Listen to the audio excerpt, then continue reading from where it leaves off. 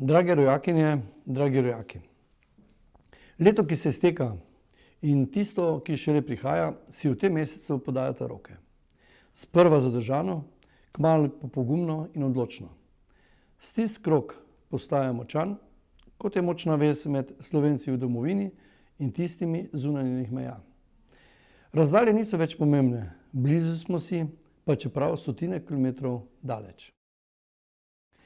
Z sodobnimi načini komuniciranja in obveščanja danes premagujemo geografske razdalje in med drugim omogočamo tudi medsebojno povezovanje posameznikov, društev, klubov, pa tudi naših uspešnih znanstvenikov in podjetnikov.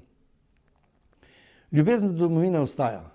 V to se ob vsakem obisku naših rojakov po svetu vedno znova prepričam.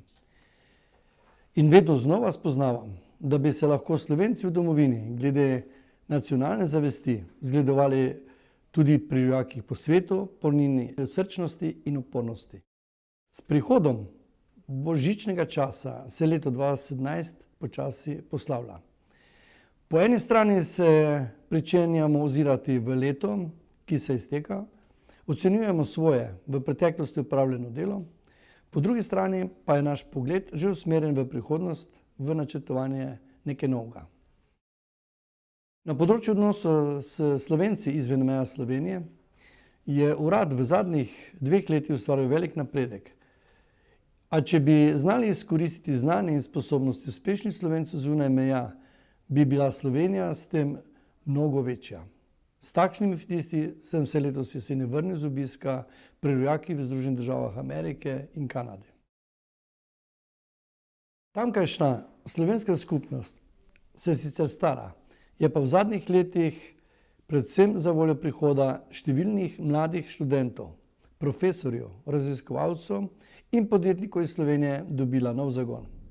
In možnosti povečanega sodelovanja teh mladih uspešnih ljudi z matično domovino se bomo trudili še okrepiti. Po gospodarski krizi se Slovenija vnovič postavlja na noge. Bolje nam gre kot pred leti. Imamo eno najvišjih gospodarskih rasti v Evropi, zanimivi postajamo tudi za tuje investitorje.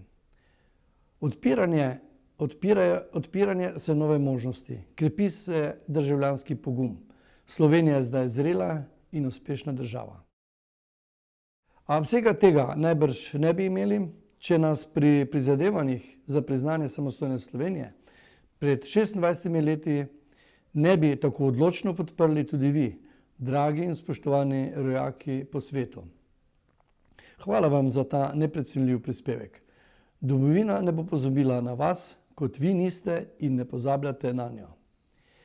Spoštovane rojakinje, spoštovani rojaki, dovolite mi, da vam zaželim mirne božične in novoletne praznike in vse dobro v letu 2018. Obenem pa vam čestitam ob dnevu samostojnosti in enotnosti Republike Slovenije. Hvala.